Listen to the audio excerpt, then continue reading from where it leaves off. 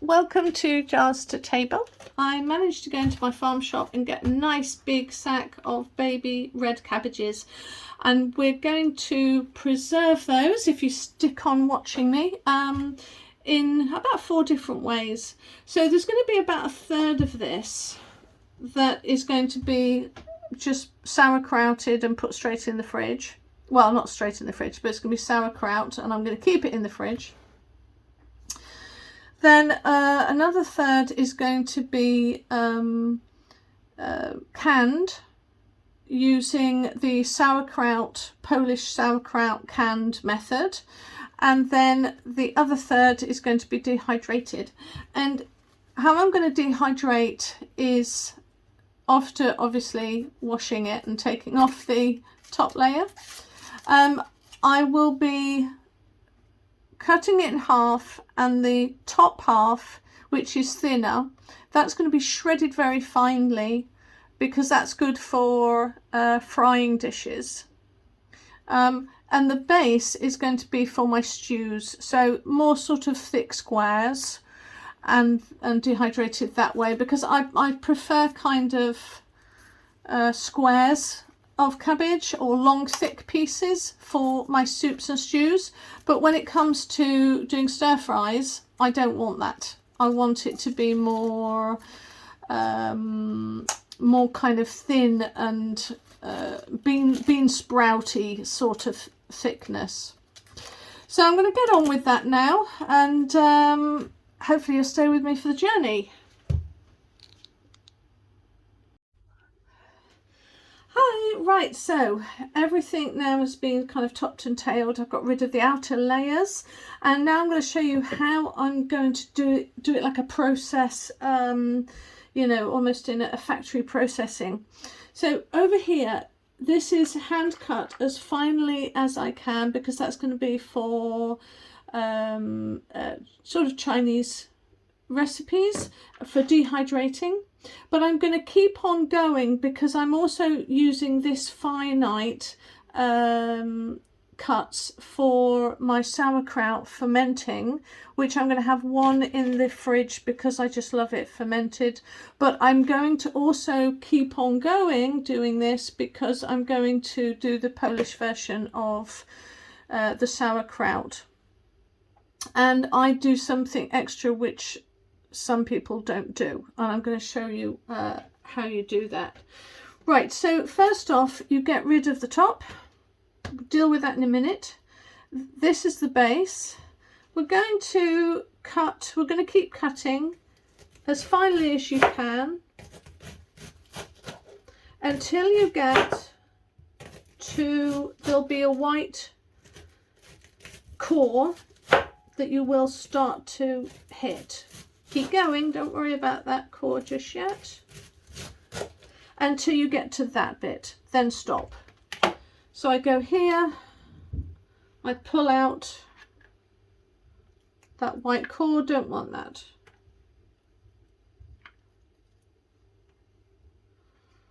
That's it, so I got rid of it. And then it's just a case of, let's put some in here, it's just a case of really making sure that it's all very separate, because it won't dehydrate very well if you don't. So that can be a job that the kids can do. Hey kids, wash your hands, come back here. No, stop touching your nose. Go back and wash your hands again. Right, okay, so sorry, I'm just replaying a story that I do with my son. Okay, and then with these going, we're going to go straight to this bottom bit, because otherwise I'll come back to that. So with this bit now, you've got the core, you don't want that, so you're just going to cut it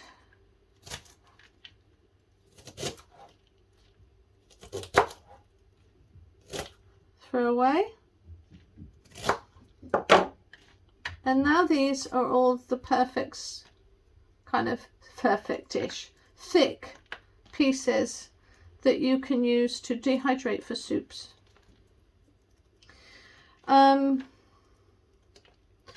So that's this side here, and just make sure they're all really separate.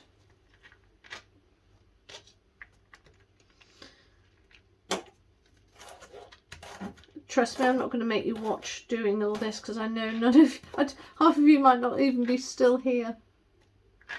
But, and with the end bit, just do that super, super, super, super, super fine. Sorry about the banging. Right, so I'm going to spend some time separating these now, because I didn't do it before. And see you when it's all done. Right, I've gotten into some of mine, and I thought I'd give you a few tips.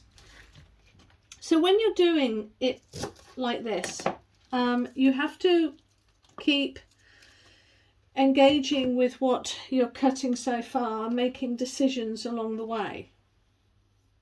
So for instance, these are my stews and soups, my thick cabbage.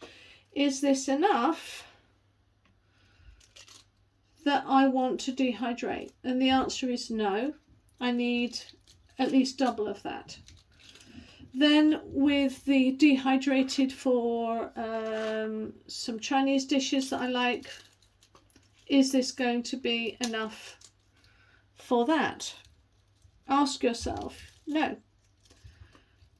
As soon as I've got to that stage where I feel that everything I've got more than enough for what I want for these two dehydrated, then I'm just going to shred everything at that point for canned sauerkraut. Because that's what I prefer. But I'm really aware that I've got some animals that are going to be, I've got my name on half a sheep and half a pig, which hasn't been slaughtered yet. And I want to save all available cans for that if I can. But I liked canned sauerkraut and will use that every single day, where I don't have a stew every single day and I don't do Chinese food every single day. Do you see? So it's really a balancing system of how you want to process it first. Right, anyway, I've got my sea salt here, non-iodized. So I'm going to start the process off because I can't fill this up too much longer. And I'm going to put 3 tablespoons, and that should be fine. And it will. I'm going to scrunch it up and then start the process of it, of the water coming out.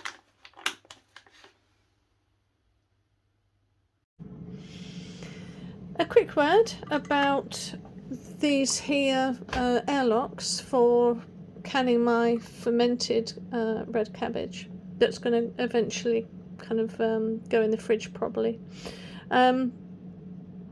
I have made, I think these are grommets, but anyway, I've made my own using these brewing airlocks, which are fantastic, and they're a simple principle, and they're so fun to watch as well. You've got a little lid, supposedly to keep flies out. It won't keep really small flies, but it'll keep big ones.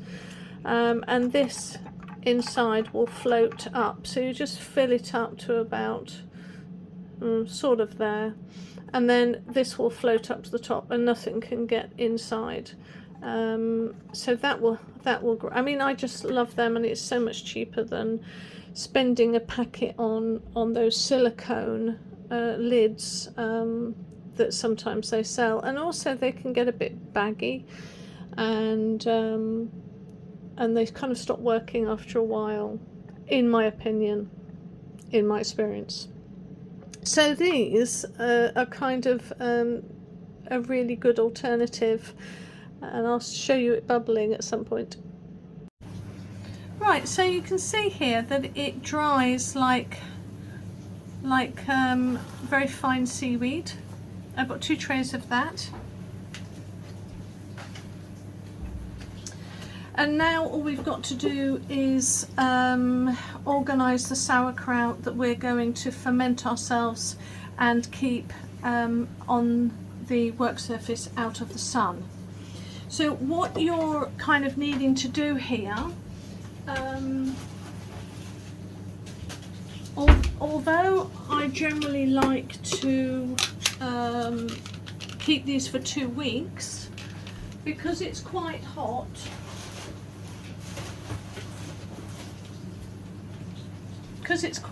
here, I have no doubt that it will actually ferment quite a bit sooner. But anyway, let's get going. My handy little tip, apart from keeping this close, is I stamp down as I'm going, because I'm not going to get a debubbler out, because when you've got something like this, it is going to, you're just going to be making bubbles as you go along. So I'm going to fill it a bit ways, and then I'm going to be stomping down as I go. There's no point in debubbling. You'll just make more air gaps, trust me. So I'm going to fill this up 1.5 inches from the neck, because there's got to be room for the ferment to bubble up a little bit. Sometimes it's a bit more active than otherwise, but I've never found it to be too active. So really press that down.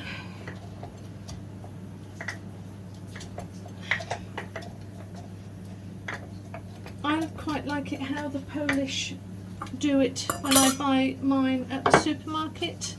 They really pack it down, and that's how I want to do it.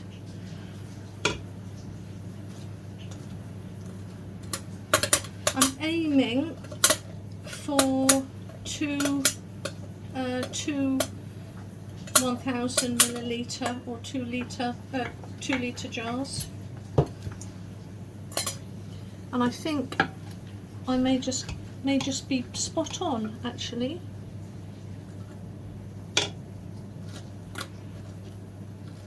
Yeah, I think that may be. The only reason why I'm using this is because I've already made an absolute mess everywhere as it is, and I don't want to make more mess. It's got nothing to do with the rims. Perfect. That's utterly perfect. Right, we know, don't we? I'm speaking to the converted here, but make sure that it's submerged always. So I'm pushing down the little bits, and I've got a bit of a handy tip. If you press down here enough, and you've got enough liquid there, nothing is coming up. But to help that,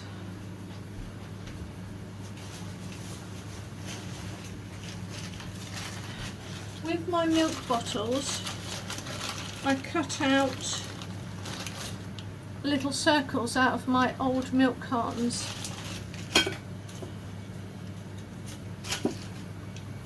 And if you do it at the same width as the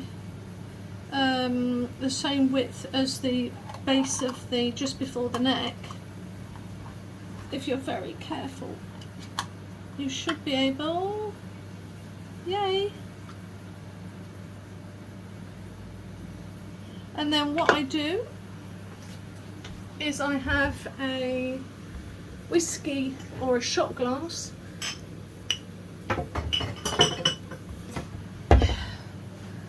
and I put the shot glass in,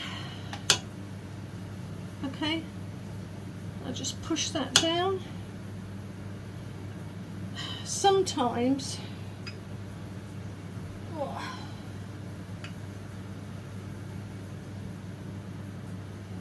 now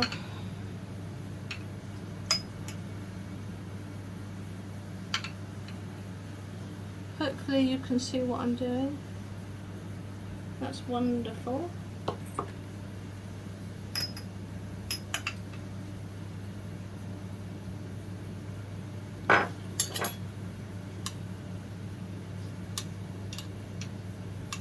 I'm going to take that piece out because it's getting on my wick.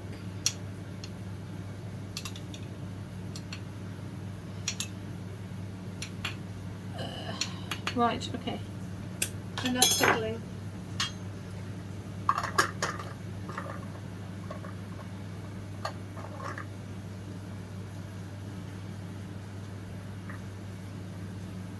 I'm going to add some water to this.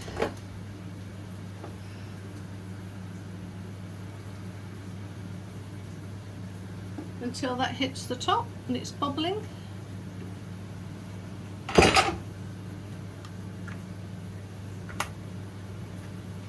And let me show you. So the water's here. Can you see that?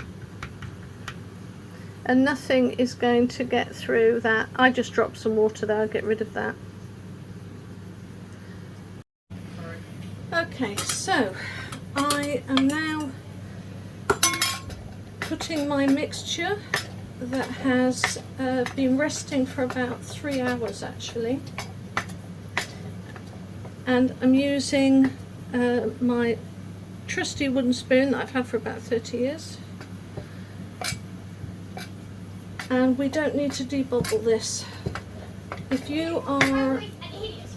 you are pressing down enough,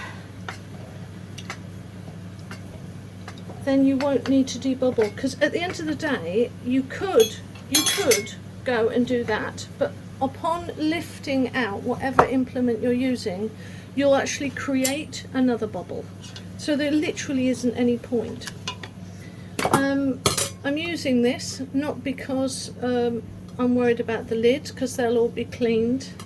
I'm using it because I've already made enough mess, whoops, already as it is. Now I've done one, let's put that there. I've done one already, so I just have to get this done. And I think I've got enough to add a bit more juice to the first one I did.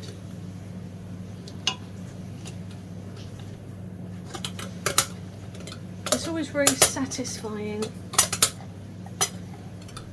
pummeling this ferment down. And you want to leave at least 1.5 inches at the top.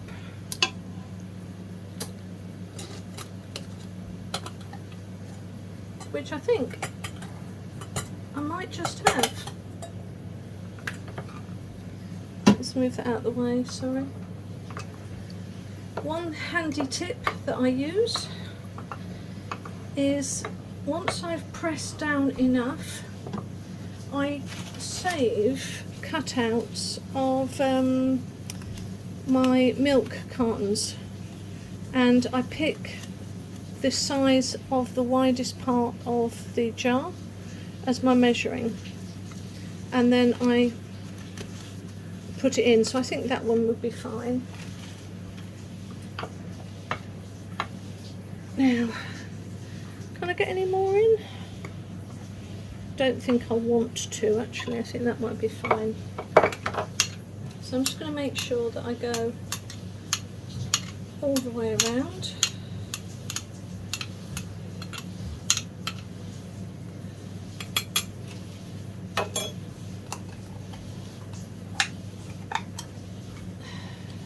That one's a little bit too narrow, but it's all I've got. So I'm going to have one last press down using my shot glass, and there's lots of liquid there, so much so that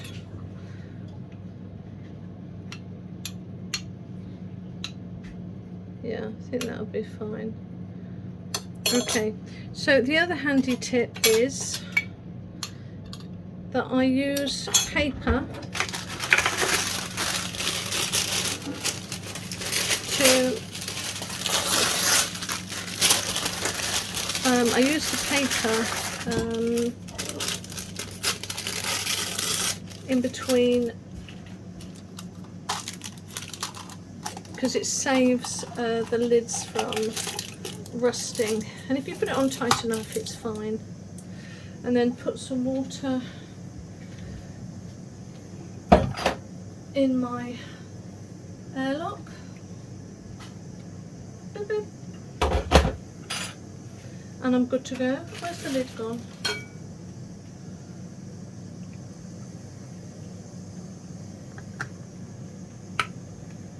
And there you go. That is what it should look like. It looks beautiful. So in a non-sunny position, which I've got to find, and I forgot to put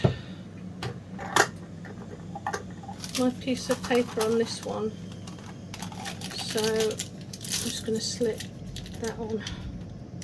And I realised I don't have to wipe these. I mean, you can, but I didn't wipe, and I won't wipe. But on the jarred ones where I'm going to boil them, I will. Oh, and something else I missed, because I've got some liquid. I'm going to pour some of that purple liquid goodness on there. So that's my 2 jars done. So now I've got all my old lids, and this is how I do my cabbage, any white cabbage or red sauerkraut. Now, we're not fermenting it, but I put in enough salt so that a lot of the water would come out of these, and they taste absolutely delicious.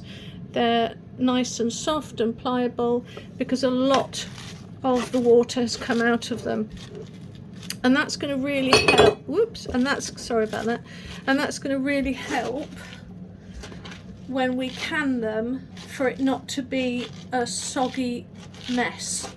Okay, the 2 other ingredients I'm going to add is red wine vinegar, but you certainly could use any vinegar, including apple cider vinegar, because you're adding a bit of a taste to it rather than preserving it with the vinegar. Because the salt, the masses of salt that's in here should do that same job. Anyway, so we'll start canning this up and see how much we've actually got.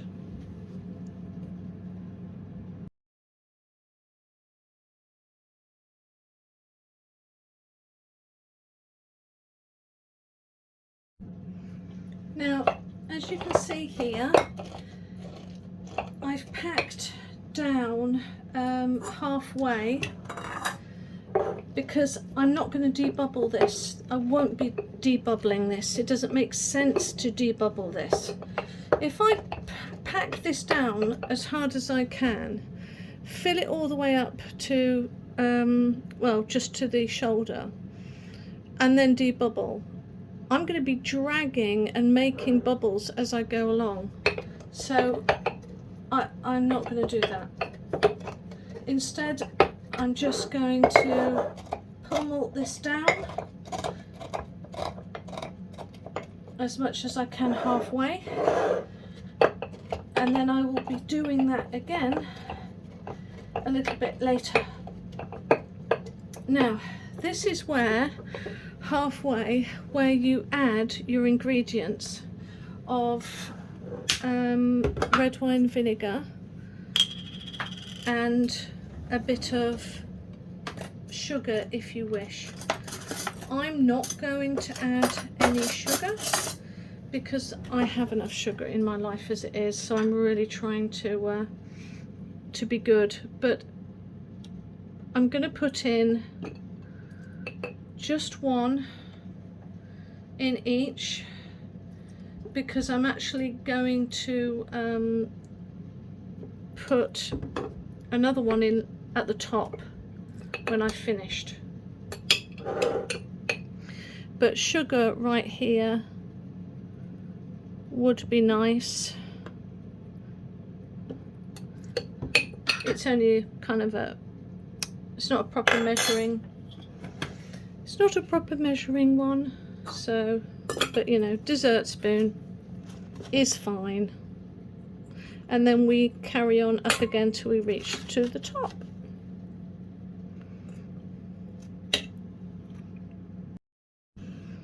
Thinking about it, I want to have a conversation about fermenting and why I'm not fermenting the whole lot. I'm not sure with the way things are going how long it's going to be before I get any more cabbage. I'm not even sure at this point if we'll even be having cabbage next year. We don't know what's going on, and because of that I'm canning everything as if, what if there is no cabbage next year? There's no harvest. That's my frame of mind.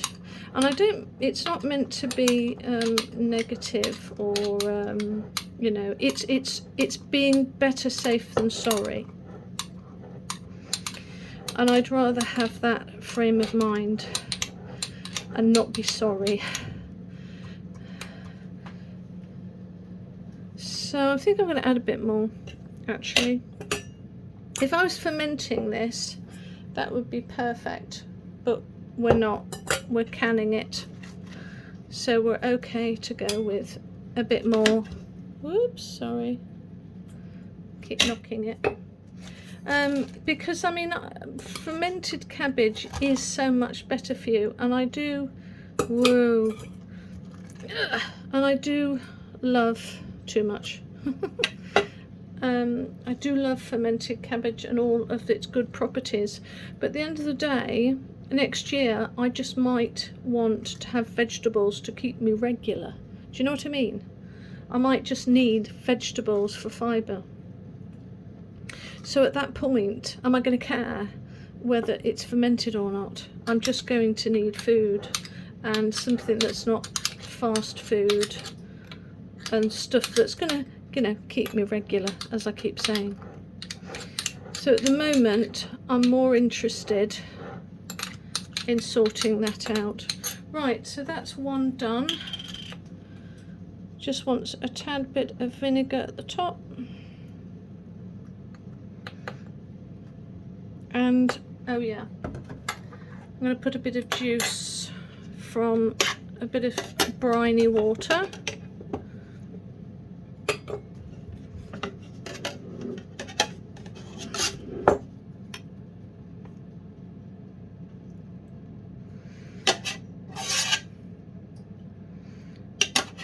Now it's important if you're canning these, I've found, definitely to have more liquid at the top, so definitely save a bit of liquid or make your own brine before you finish canning. So that's fine, it's an inch, and we'll keep on going. Right, so I managed to get 4 done. I'm not a great component of covering or wiping these down with vinegar. If they're absolutely 100% clean, vinegar is going to ruin the lids and the seal. So I would rather, if there's no protein or oil here, then there is no need for me to do that. It just needs water. And now these are going to go in the canner for about 25 minutes. But that is a job well done. My kitchen isn't too pink.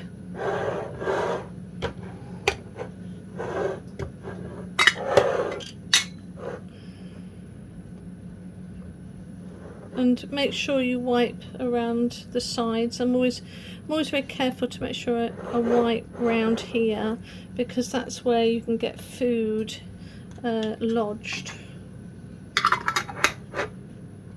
Right, see you back in 25 minutes. Or 25 minutes. Now, after 2 hours, take it out and give it a gentle sort of turnover. It will feel like rubber bands. And my dehydrating book says to have it at, initially for the first 2 hours, to have it at, and I'll put the correct up here when I have a look, but I think it's about 65, and then put it down to 50 afterwards. So that's doing really well. I mean, this is just after an hour and a half, 2 hours. So I'm really impressed. These aren't going to take long at all. And the same here, you know, just turn them over. That's all you need to do. I'm mostly do on a silicone rubber tray. Probably I shouldn't. It would be quicker to dehydrate if it wasn't. But anyway, even the dehydrating book says just turn them over anyway. And these won't take long at all. And the colour is just beautiful. So pretty.